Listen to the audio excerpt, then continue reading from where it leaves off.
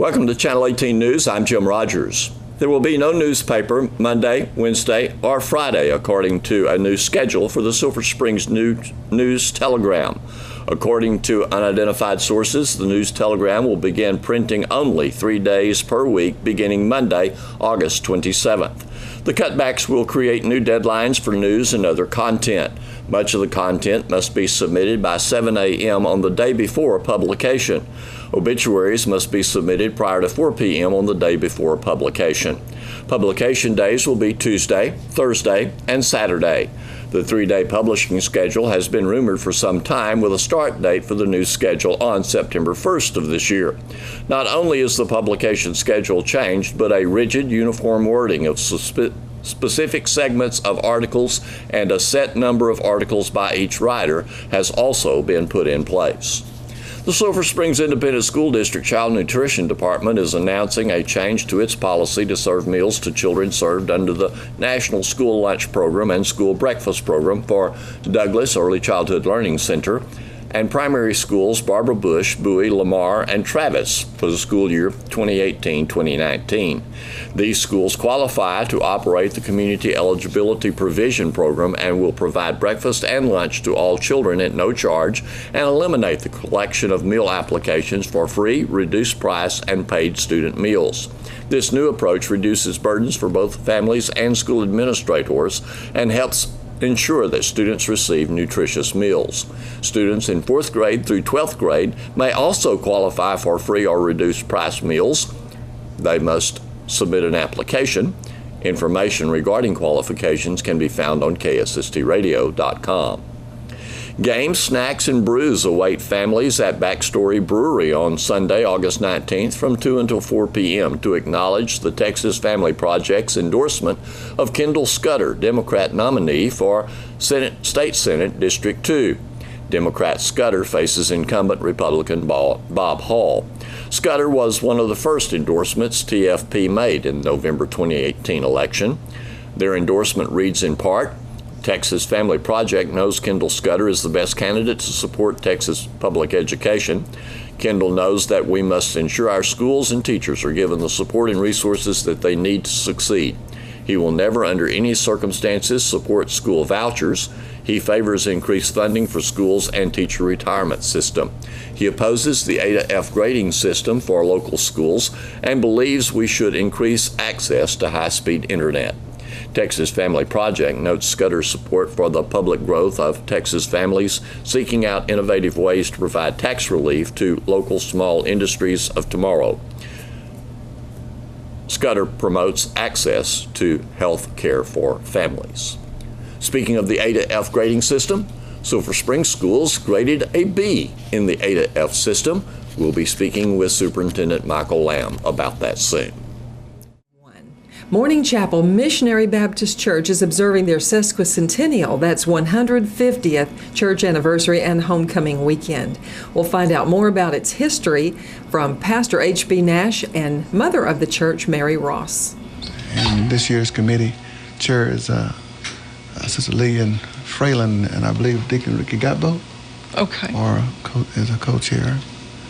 And so they set things in order and do the planning. I just look at what they're planning and say yes or no. Okay. And there's nothing to say no too much. Mm-hmm. Yes. Well, Morning Chapel started a long, long time ago under another name. Is that right? Yes. It was somewhere here in your history I was reading that. Old Tarrant Church? Old Tarrant, Old yes. Tarrant. And it was moved from Old Tarrant to the corner of Fuller and Front Street. Originally, it faced Front Street, and in later years, it was erected to face Fuller Street. Where today would be Fuller and Front? I mean, what is on that corner now? Or is it still a corner? It's still a corner. The church is still located on the corner of Fuller and Front, okay. but now it faces Fuller Street. Okay, right. And beautiful. I know you had major renovations some years back to enlarge. Back in the 70s, the old church burned, and a new church was erected there on the corner.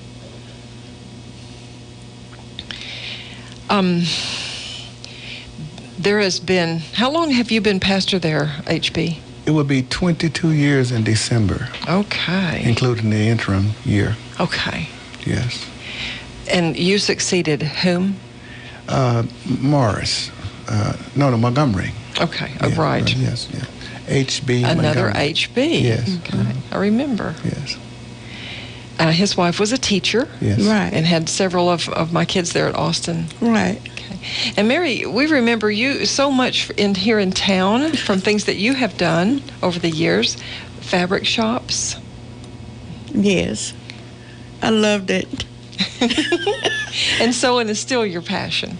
Yes, it's still my passion. It's sewing. In fact, I got a pair of pants out in my car right now that I'm going to give her on the way out.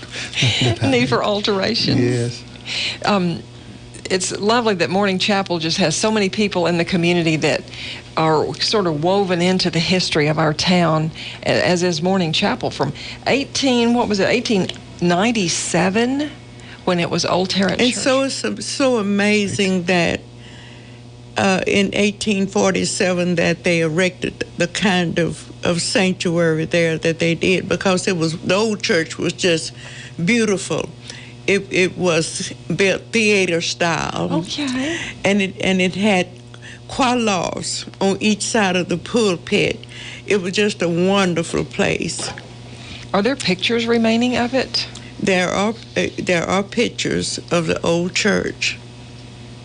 We would love to see them and share them with our viewers on KSSTradio.com. We'll try to get that to you. The church was designated a historical site a few years back, and so it's a state historical site. And we were blessed to receive that honor. What will you do this weekend, this very special weekend, as you mark the 150th anniversary? On Saturday, we will have a picnic. And I think we're going to give away our TV. Isn't that right, Pastor? Yeah, flat screen TV. Okay. A flat screen TV. There'll be all sorts of games and just fun, food, and fellowship. Fellowship, yes. Some people coming in, former members coming in. Oh, sure. Yes. And that will be Saturday. That will be Saturday. And then the public is invited to a special service on Sunday. On Sunday. On Sunday morning, we'll have Reverend Dennis Daniels, Dr. Dennis Daniels. He's a medical doctor, and I believe he's also a PhD. He's been pastor at First Baptist in Houston. He was born and raised in Sulphur Springs at Morning Chapel. Really? Went to school in Sulphur Springs. He's a brilliant but very humble man and excellent preacher. And he will speak at the morning service on Sunday, August 19th. Service at 11 a.m. And he's the grandson of Jasper Nash. Okay. Again, another person in our history. Yes. And then probably you have a lunch on Sunday too. Sunday, we have lunch. Yeah, we'll have lunch. And a special and a church coming Sunday afternoon. Okay. It's Good Street Baptist. Is that? Yeah, Good Street Baptist Good Street Church. Baptist Church from Reverend- Dallas, Texas. Reverend Jenkins, Eddie L. Jenkins. Okay. He pastors many people know that church as the church that was pastored by Caesar Clark, who was known all over this nation and did ministry all over this world. So. Okay, so if you have not attended Morning Chapel, it is at the address? 208 Fuller. Okay. I have been visiting there during MLK Awards and other special events that you host during the year. Right. And I was just really impressed with the youth, their participation in a service, ushers, and other functions that they serve. They seem very involved in their duties there. We have a wonderful youth program at our church, and I'm just so proud of it, and it has gone on for years and years and years that they take a special interest in the youth. I grew up in Morning Chapel. I united with Morning Chapel in 1944 under Reverend Fuller was the pastor then. And like I say, I grew up there, and the members of the church has always taken a special interest in the youth of the church. What sort of youth programs did you participate in back then? What did y'all do? Normally, training union. They called it training union. We met on Sunday afternoons. Okay. Normally, they meet on Wednesday now, but back then we met on Sunday afternoon, and they called it BTU. Yes. Baptist Training Union. Okay. Yes. What were services like at Morning Chapel back then when you were a kid? It was always wonderful services.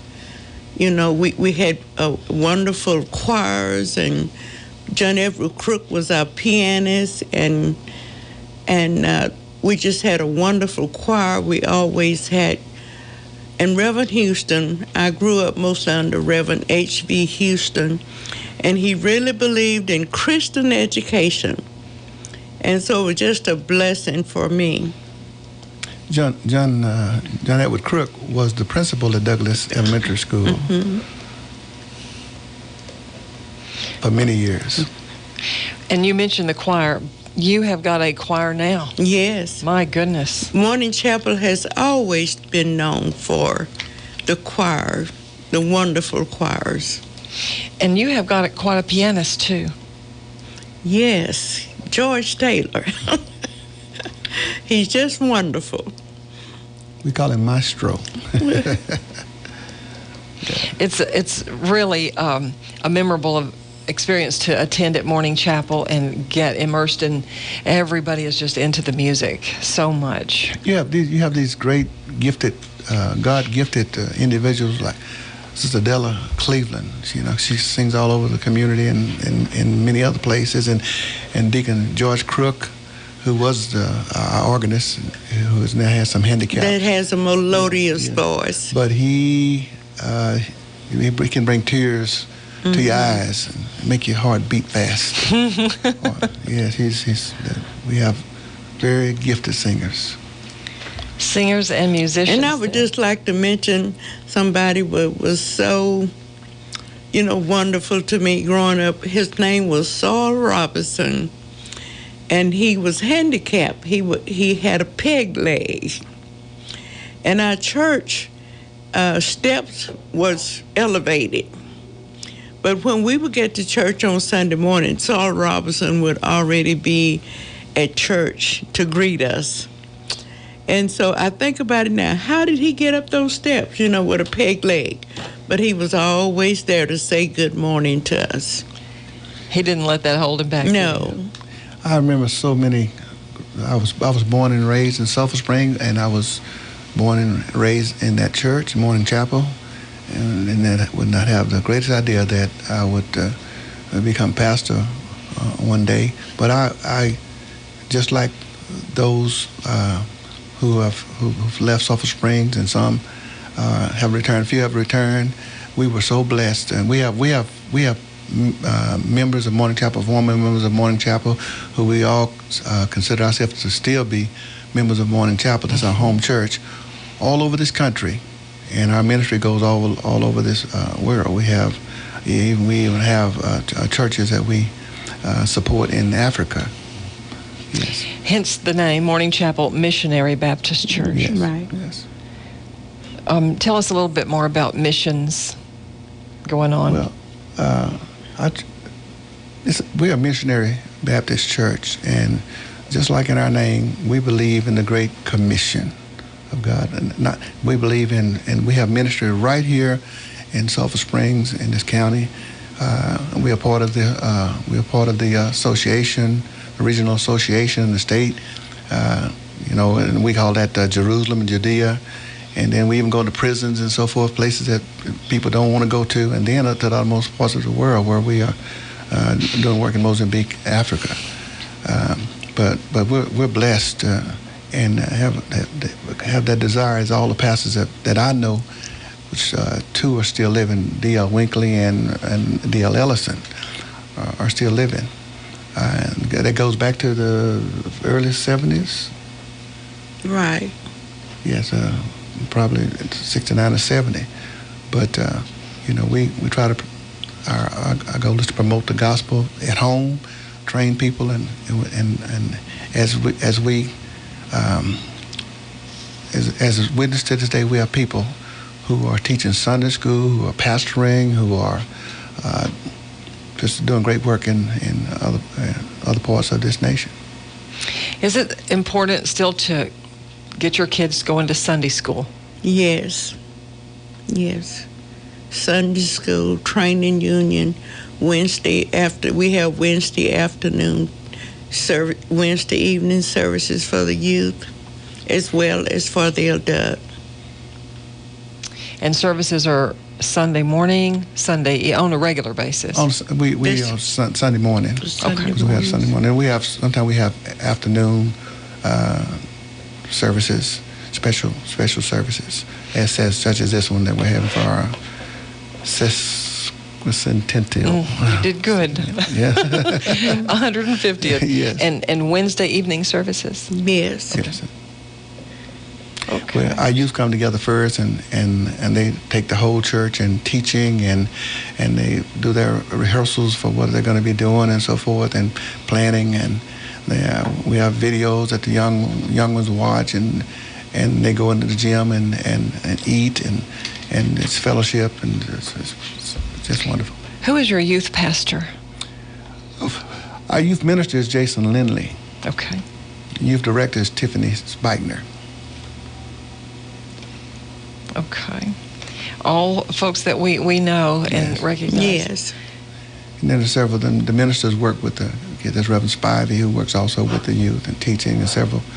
And Reverend Thomas. Reverend Edwin Thomas. Okay. Well, 15 minutes isn't very long to talk about 150 years of the church at Morning Chapel Baptist Church, now Missionary Baptist Church. Yes. But there's much more to tell. If you attend the open to the public, the 3 p.m. service this coming Sunday, you will find out much more about this wonderful church and the people that attend it and those who lead it. Thank you, Pastor H.B. Nash. Thank you. And Mary Ross for coming in. Thank you. Here's Don Julian with sports.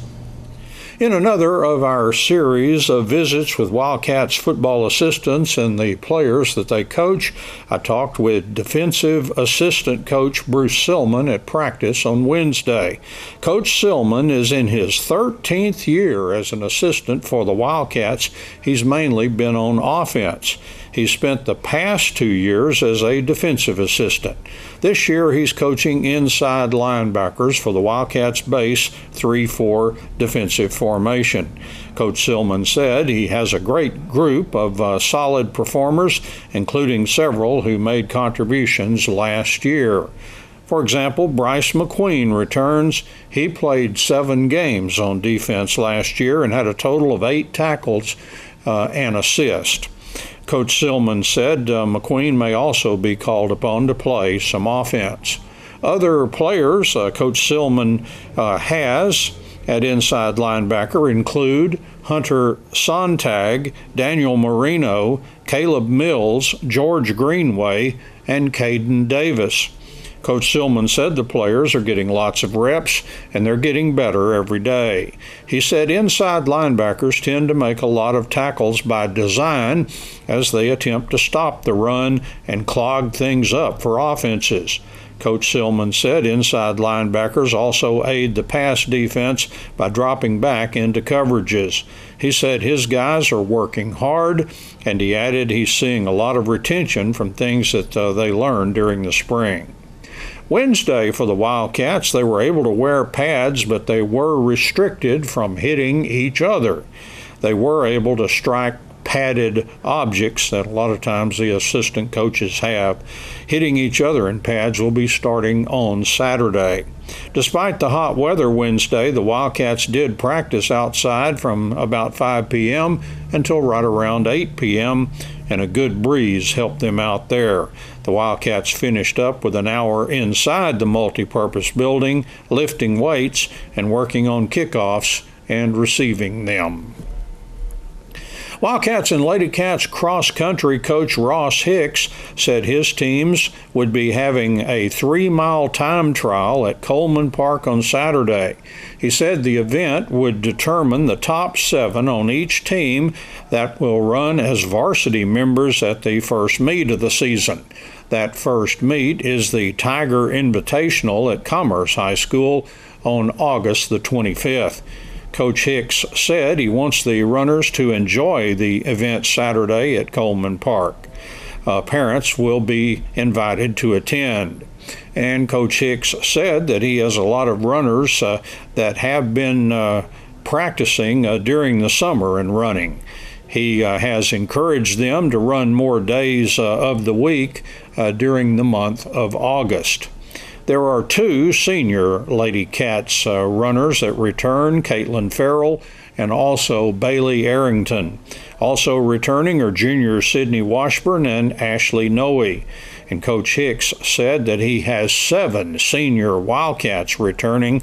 Among the runners he expects to count on are Landon Thornton, Eli Sellers, Andrew Escobar, Felipe Alba, Rhett Reed, Christian Palomino, and brothers Nabian and A.J. Ramirez.